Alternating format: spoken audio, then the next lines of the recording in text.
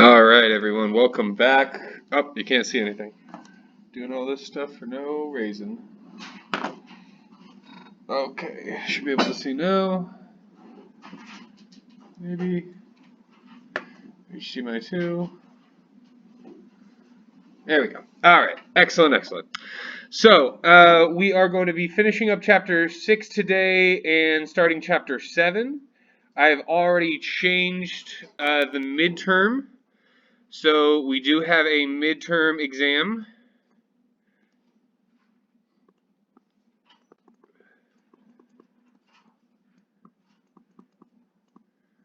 It's now going to be covering chapters 1 through 8 instead of 1 through 9.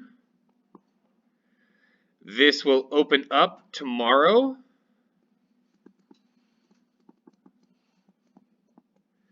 And you have until the 19th,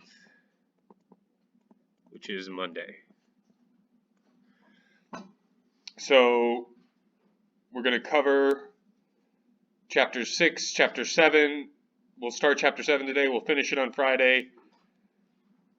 Actually, since this is due on Monday, I'm going to go ahead and edit it one more time here and have it be 1 through 7. So this will just be 1 through 7. So that means that I will push the chapter 8 stuff till the next week. All right. So let's finish up chapter 6. Back to chapter 6. Chapter 6, remember we were talking about prices and how we measure prices, how we measure, inflation, right? And we left off talking about how, long-term planning, right? When we look at long-term planning, economic decisions with a long time horizon, crazy inflation is going to make them more risky, right? And so when there's really high inflation, we get something called hyperinflation.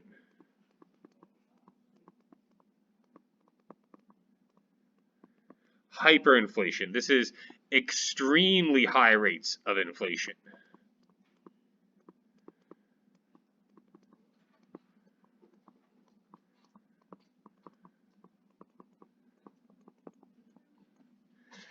So, there were some examples of this. So, in 1923, so I don't know how much you guys know about history and stuff, but why was there a Second World War? Because of the fact that there was a First World War, right? And because of the fact that there were all these debts that the losers of the First World War could not pay.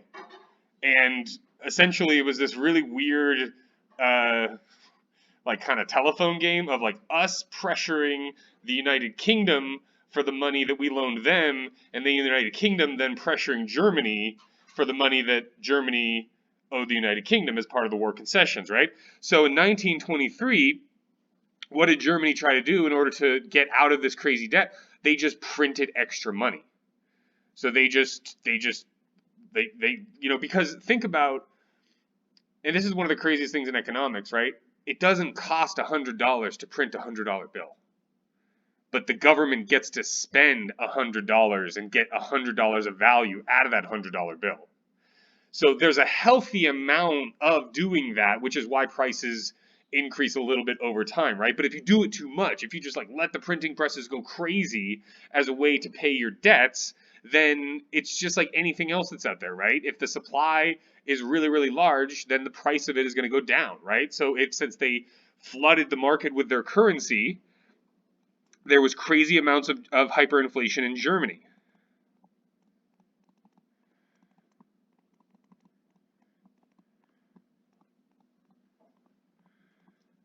And it was so bad that workers were getting paid twice a day because that's how fast prices were changing.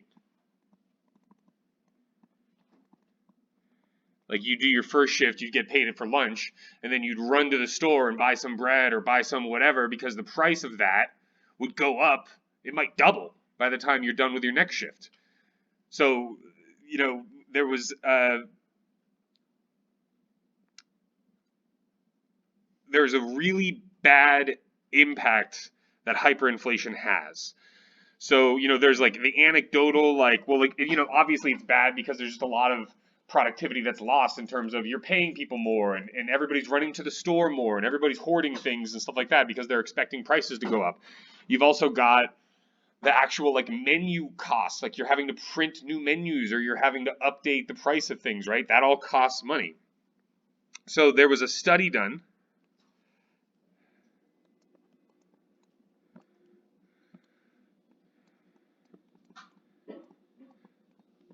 of market economies. So we're not talking about any of the Soviet or post-Soviet economies or whatever, right? And so this study was from 1960 to 1996. And it found that within this period, there were 45 episodes of really high inflation.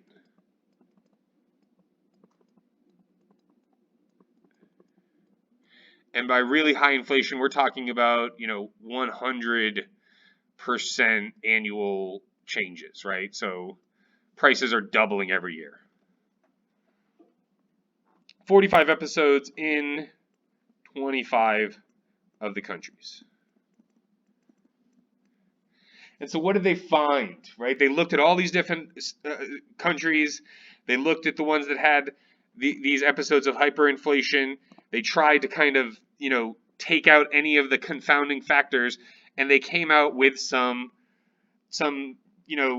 expected results of hyperinflation. So we saw that real GDP per person fell by an average of 1.6% per year.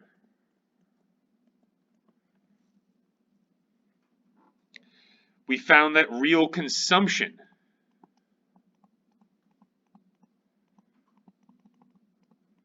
per person fell on average by 1.3% per year. And then lastly, we found that real investment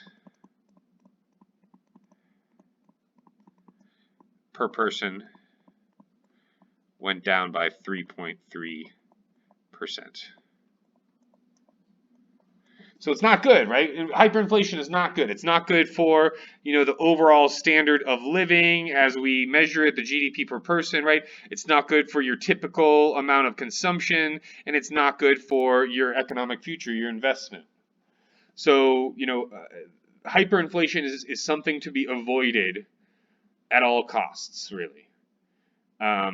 With inflation, having less inflation is better than having too much inflation. So having periods of, like prices not growing by very much or only growing by 1 or 2% a year or something like that is way better than having periods where prices are growing by, 20, 100%, so on and so forth. So this leads us to talk about our interest rates. How does inflation fit in with interest rates?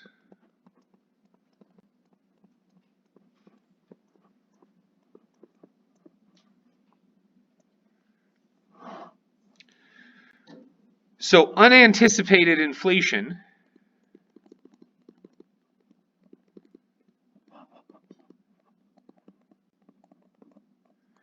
will help borrowers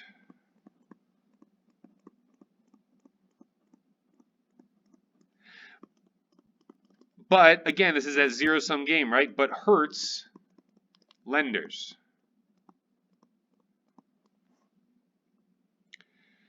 And so to really discuss this, we got to start talking, we got to define some new stuff and talk about our interest rates here. So when we get a loan, right, we're given a annual percentage, it's the like if you go and get a car or something like that, right? The APR, like that's the nominal interest rate.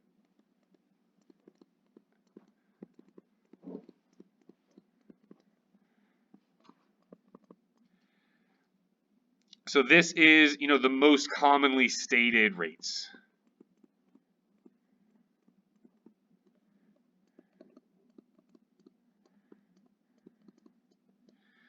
It tells me the annual percentage increase in the thing, or the annual, payment that I'm going to have to make in dollars. So if I borrow $100 from you and the nominal interest rate is 2%, then that means that every year I give you $2 until I pay that back or something, right? So that's the nominal interest rate.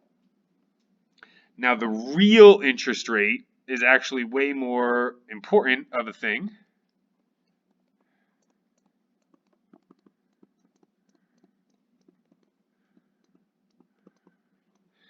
The real interest rate tells us the increase in the purchasing power, right? So anytime we are talking about real, we're talking about that purchasing power.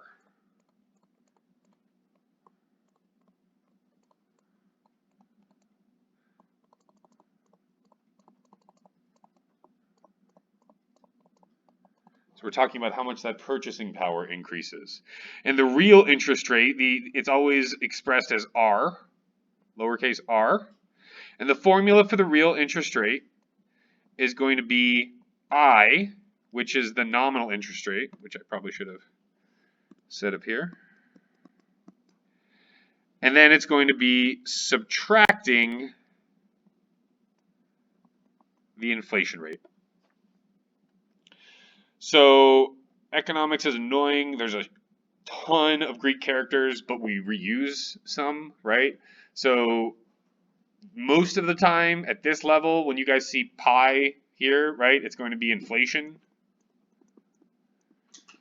But I also want you to be aware that if you're like doing some research online or something like that, right, and you come across somebody else's notes or you take another class or whatever, economists also use pi to abbreviate profit.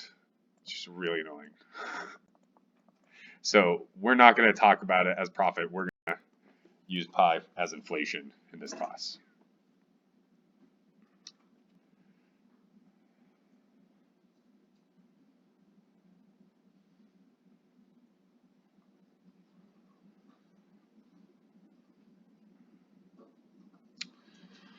So, sometimes you've got like inflation protected bonds, right, that, may pay a real rate of interest, right, compared to, things that pay a nominal rate of interest. So just keep that in mind.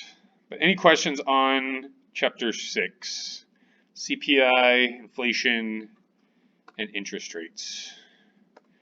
Probably one of the most boring chapters in my eyes. I'm glad to be done with it. Awesome. Let's go ahead and move on to Chapter 7. So Chapter 7 is all about economic growth, productivity, and living standards. So growth, productivity,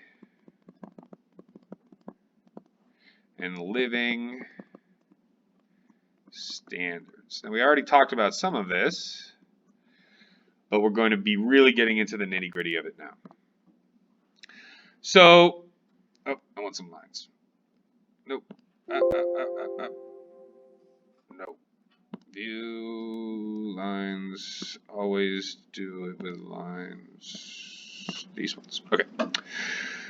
So, in general, the book does a great job of talking about, the benefits of growth, right? So, there's this great quote that talks about, they talk about, for millennia, we've just kind of been eking out this existence, right? And then in the last 300 years, in the late 18th, early 19th century,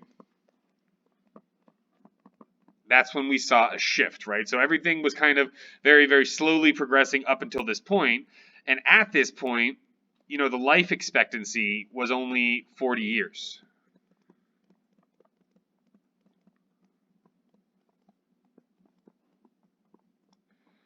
So the book talks about, you got a bunch of historians at a conference and everybody asks, like, would you rather be the richest person in the world during George Washington's day, or would you rather be, a completely average person right now, and everybody responded by saying like dentistry, like teeth, you know what I mean, because of George Washington's like famous like messed up teeth and stuff, right? So and even him, there was this giant, robust guy that had a lot of resources and stuff. He still, only lived to like 60 or something, right? And he had 2 of his children die, right? So the life expectancy was not very long. On average, you just expected 2 to 3 children. That just happened. And then one of the main things is that absolutely nothing, no information, no piece of, no service, no piece of food, no letter, right? Nothing moved faster than the speed of a horse.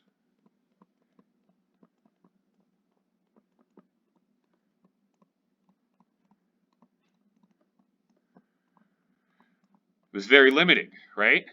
And we really didn't even have highways.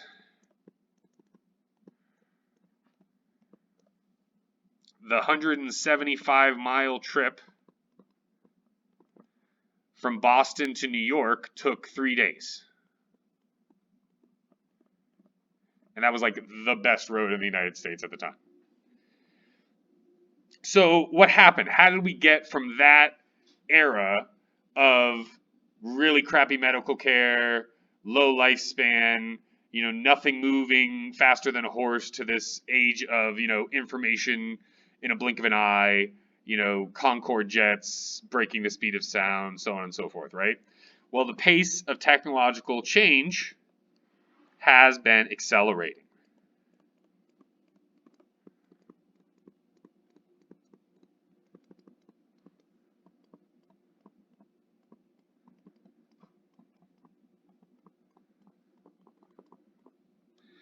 However, it's important for us to keep in mind that inventions alone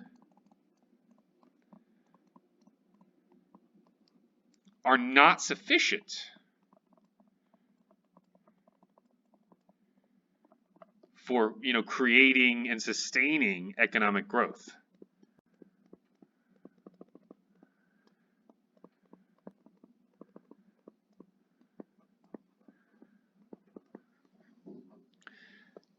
We've got to also have those products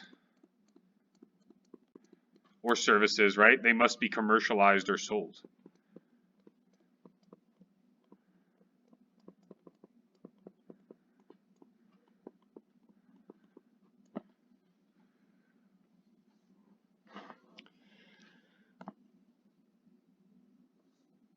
So in economics, right, we're trying to figure out kind of, how's everybody doing, right? And another way of us saying that is asking us, what's going on with the living standards? And so we've talked about this already before, right? The best, worst measure is real GDP per capita. It gives us a measure of it's the goods available to the typical consumer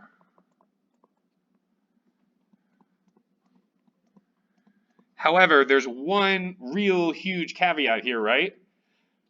Assuming everybody earns the exact same income, right? Assuming it's like a communist state, which there are zero communist states, right?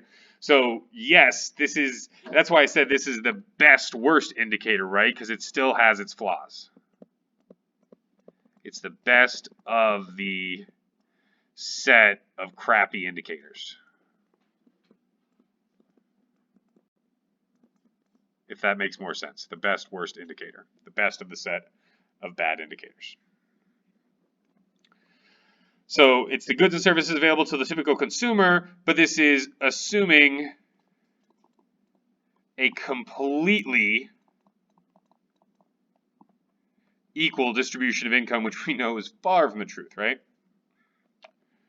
Come on, buddy.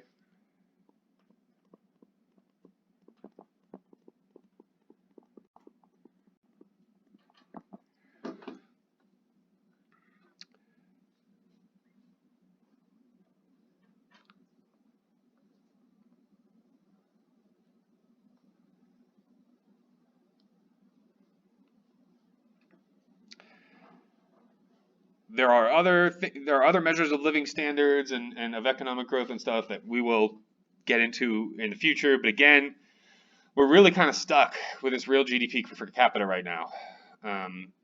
Part of it is also just because it's one of the things that everybody collects in the same way. So it's really hard to kind of get participation if you try to like create something new. And then also if you create something new, you have no historical data to compare it to. So the GDP per capita is good because we have data on GDP per capita in the United States in 1970, so we can say, okay, our GDP per capita was 12 times greater than it was, or in 1870. The GDP per capita in 2010 is 12 times greater than it was in 1870. But is the living standard 12 times greater? No, I would say it's probably like 1,000 times greater, right? The internet, the constant access to music and media and opportunities and working remotely and all this other kind of stuff, right? I mean, there's so many, longer lifespans, like better medicines, fewer things that are going to kill you and just like make you have a bad time in life, right? So in general, it's good, but it's not the best. Moving on.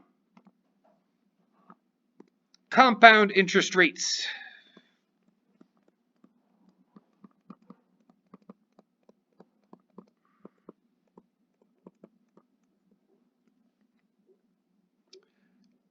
So in 1870, China's GDP per capita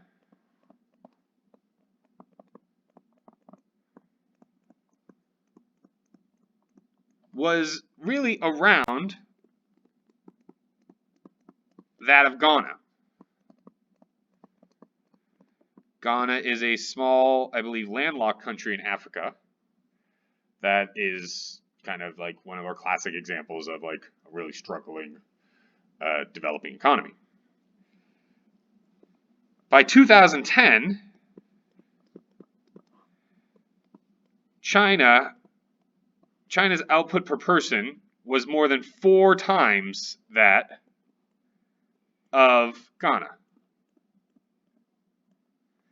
So how did this happen?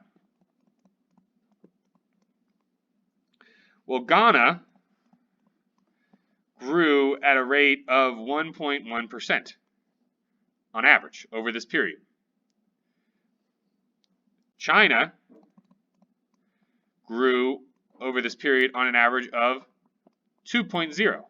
Doesn't seem like a large difference, right? But when we're compounding over, what is this, 1870, 2010, over 140 years, that 0.9% makes a big difference when we're talking about compound interest. So what are you talking about when you're talking about compound interest, Chris? Well, let's go ahead and define it.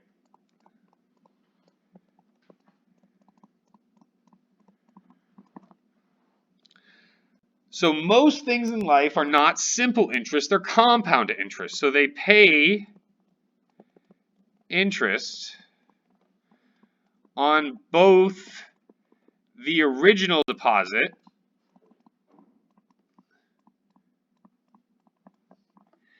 and all previously accumulated interest.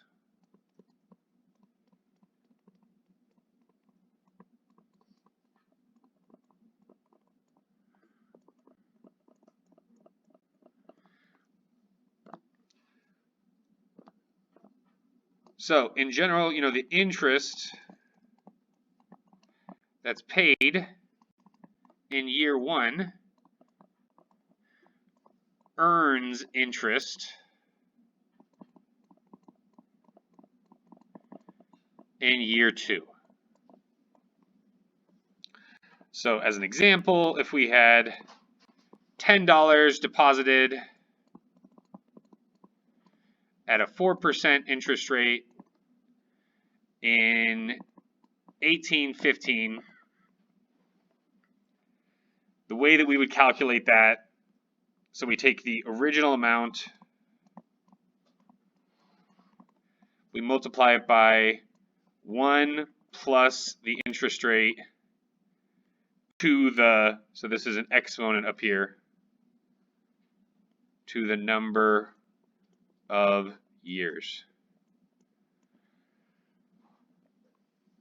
So this would be 10 buckaroos times 1.04. Since it's from 1815, that means it's going to be 200 years. I mean, 205 years, but whatever. And that's going to give us $25,000, 507 2/4.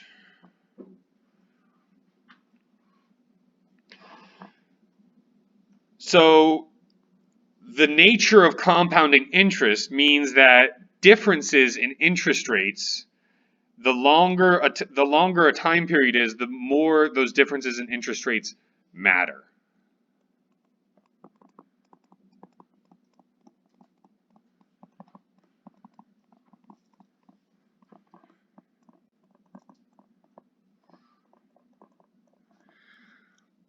So let's just real quick, we got interest rate over here. We've got the value of 10 bucks after 200 years over here. We already know what the four is, right? That's 25,000. About, I'm not going to do the exact. What if we went down to 2? Well, it goes down to 524. Pretty crazy, right? What if we go up to 6?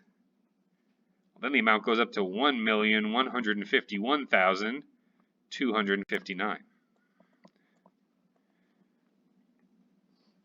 So the same situation applies to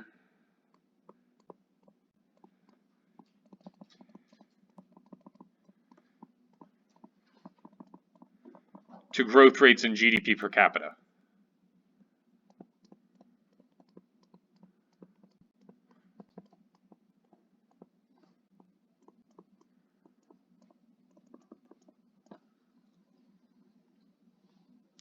Relatively small growth has a relatively large effect over a long period. We've got a rule in economics that we use. It's the years to double rule, or the 72 rule. So essentially, given some interest rate,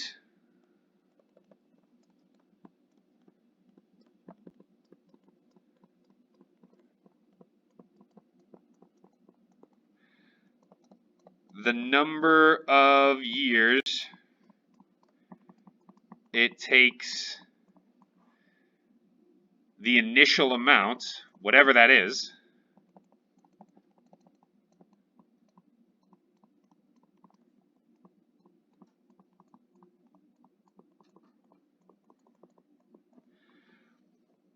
is represented by, so we have this years to double is equal to 72 divided by the interest rate. So if your interest rate's 2%, it takes 36 years for your money to double. If your interest rate's 3%, it's going to take 24 years for your money to double. Same thing with GDP. If your GDP grows at 3%, it takes 24 years for your GDP to double. If your GDP grows at 2%, it takes 36 years for it to double.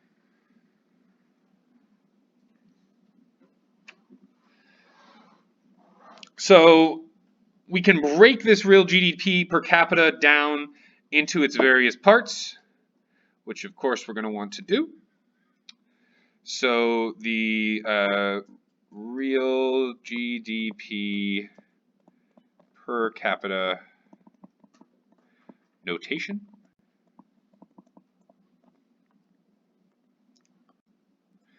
So we remember that Y is our real GDP. N is always the number of people employed.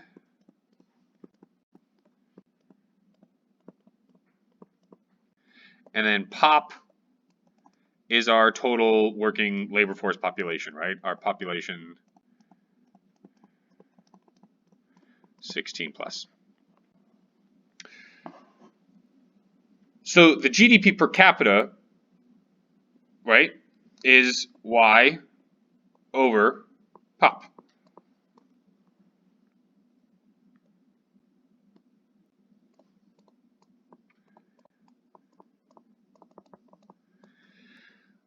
But this can actually be separated into two different things. We can separate this first into Y over N,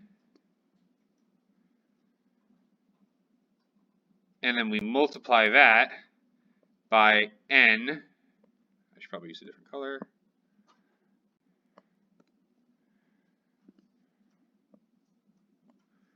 Over pop. And then, because we know math and arithmetic, right, we know that when we're multiplying two fractions and we see something that's both on the numerator and the denominator, they annihilate or cancel each other out, right? So these two things, boop, cancel each other out. But right now we're disaggregating it, so we actually want to keep it, we want to separate it, right? So it's the product of the output per worker. So this pink part is our output per worker, and the fraction of the total population that's working, which, I mean, that's the labor force participation, right?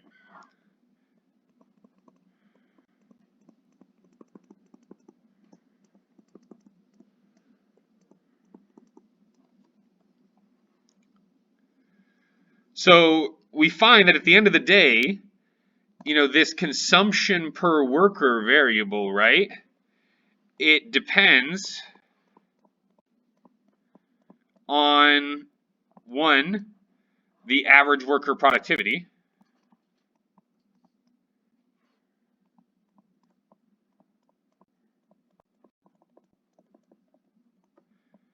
and then two, you know, the number of people working in the labor force, working legally, right?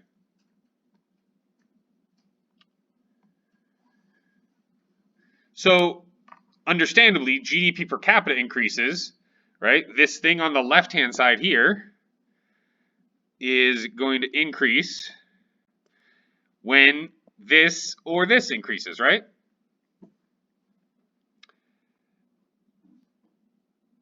And we have found some evidence that that's been happening.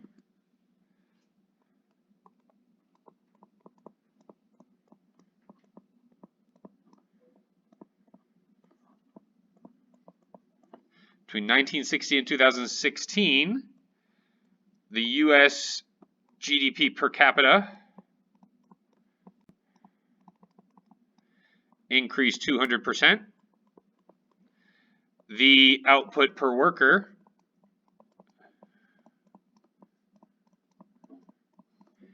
increased 133%. And the share of the population employed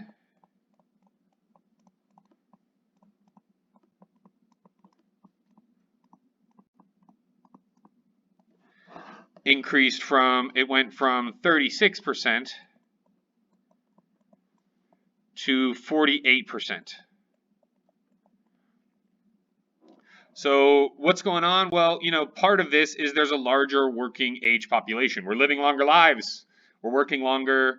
Less people are dying, right? You know, the lifespan has increased. So there's just a larger, for a lot of different reasons, there's a larger working age population. And then what's the other big thing that we've been seeing happen in the last, 70 years, right? There's been an increase in the female labor force participation. Something that started in World War II and has just been trending upward ever since, which is good, right? The more women that are working, the higher GDP per capita is going to be.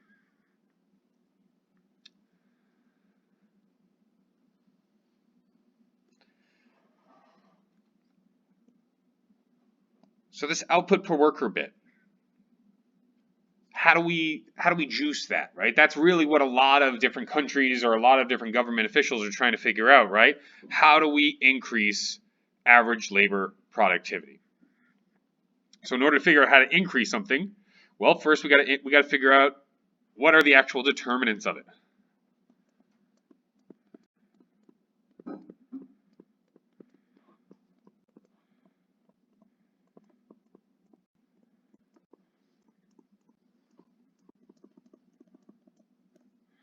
Can I like get rid of this part? I think I can. Yes, a little bit, not all of it. So the determinants of average labor productivity. So we have 6 factors.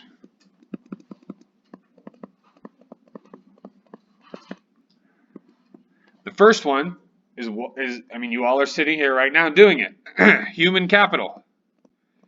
I just finished doing it after 10 years. So, you know, new education, new skills, you know, new like know-how, how-to, all that kind of stuff, right? The second one is, what are you going to do all that human capital on? You know, you need computers, you need tables, you need books, you need you know, places, you need rooms to actually do all this stuff, right? All that stuff is what? Physical capital.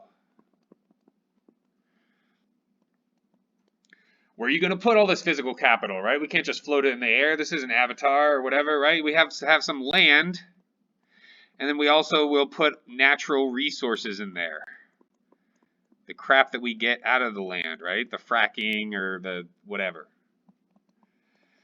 We got technology, right? If we have technological advances, that's going to mean that, you know, every laborer, every hour that somebody spends working is going to produce more stuff, right? We've seen quite a lot of that because of computers and cell phones and the internet and so forth, right? The penultimate one, number 5, is entrepreneurship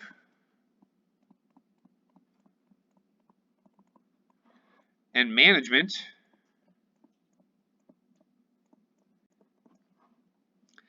And the last one, which really is, you know, often not discussed, but when you get to the higher levels of economics and politics and policy making and stuff like that, this is the big one. This is where all the meat is. The political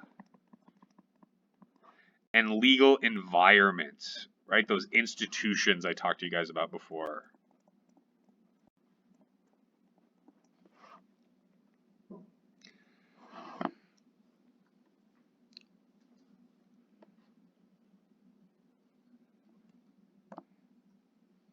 So, you know, one of the things that we know is that, you know, labor productivity, you know, is different around the world, right?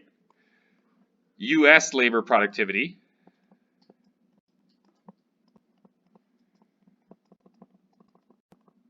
is 24 times that of the workers in Indonesia. It's 53 times that of workers in Bangladesh. Over by India, between India and China. So why? What are the determinants? What are the causes for these differences? It's these 6 factors. So let's go ahead and we'll get into the first 2, and then we'll call it a day. So number 1, human capital.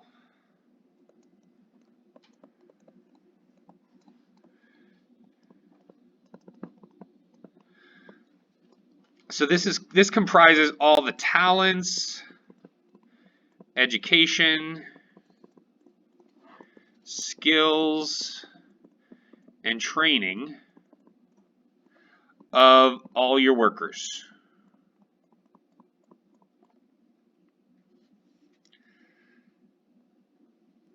The book does a great job of talking about how, you know, part of the German and Japan post-World War II recovery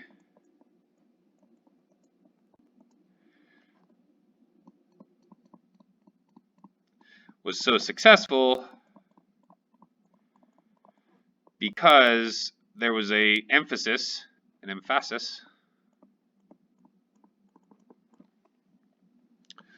on human capital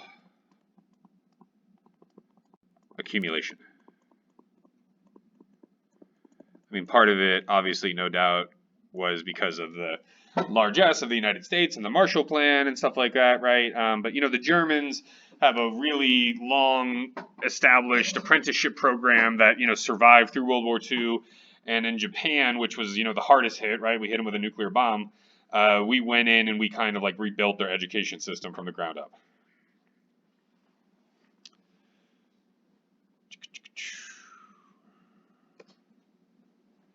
Number 2.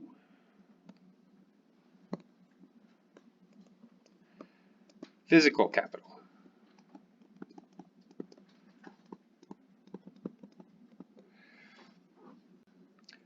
So physical capital, right? This is all of the stuff that, you know, this is the factories, machines, computers, you know, cell phones, right? You know what I mean? All that kind of stuff, right? And, you know, in general,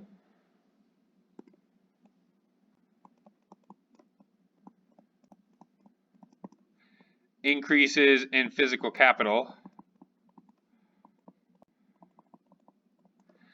will translate to increases in worker productivity.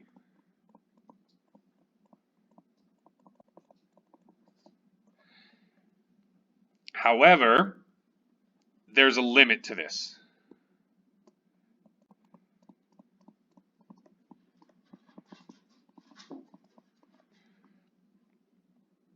So there's a certain point where adding more capital doesn't actually help you out. So there's this economic concept that we have to learn called diminishing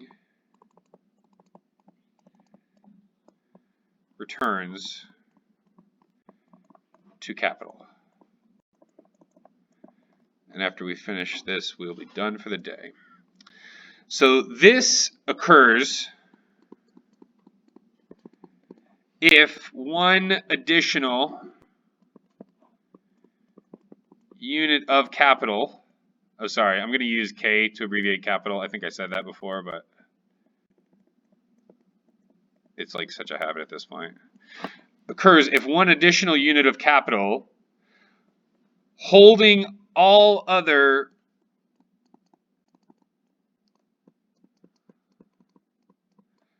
inputs constant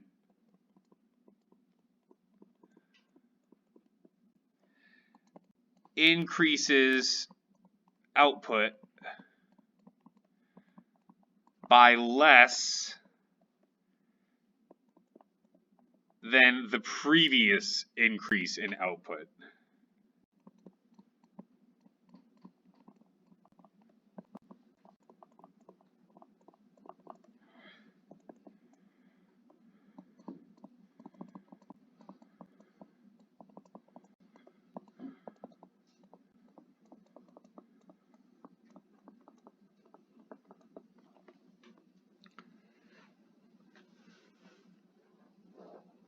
So what's the reason for this, right? Well, when a firm has many machines,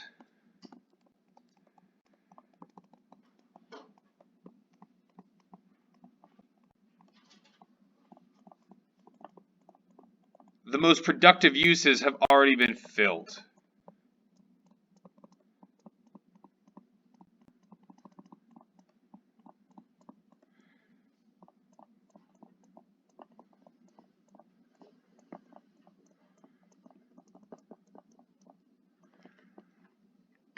So this increment of capital is going to be assigned to a less productive use than the previous increment of capital. So essentially, you know, you only have so much. The classic example of this is like, say that there's a pizzeria and you're doing really well, so you decide to bring in another pizza oven, right? And so then you're doing really well, so you decide to bring in more tables. Well, at a certain point, you can't bring any more tables without hiring more workers, or you can't bring any more tables without expanding the size of the operation, right? And so all this is saying is that, you know, more physical capital is good it's not, it has to be in combination with these other things, right? It's like you're baking a cake. You can't just like add more sugar to make it sweet. It's going to like ruin the cake kind of thing. So the most productive use has already been filled. You have to change one of those other things that we're assuming are fixed, right, or constant, in order to actually have an increase, a larger increase in output from that money that you just spent on capital. So this is the flip side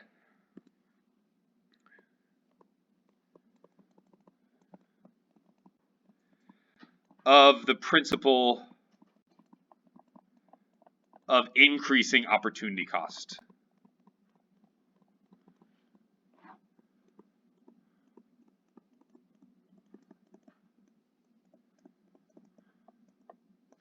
All right, guys, that's all I have for you today. I will see you in class on Friday.